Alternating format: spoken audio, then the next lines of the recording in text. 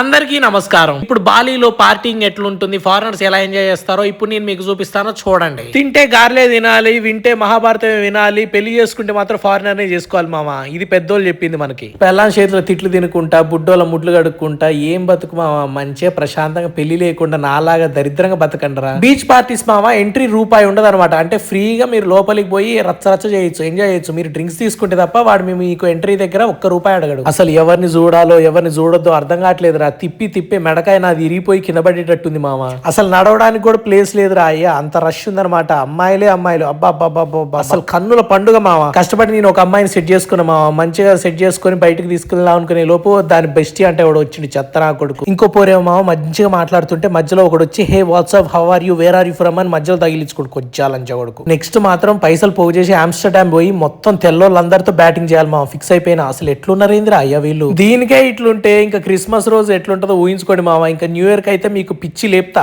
ముందు ఈ బెస్టీ లానబడే లంచోడుకులందరినీ చంపవుతుంది తెంగాలి మామ. చలో రేపు మంచి ప్లేస్ చూపిస్తా బోయ్.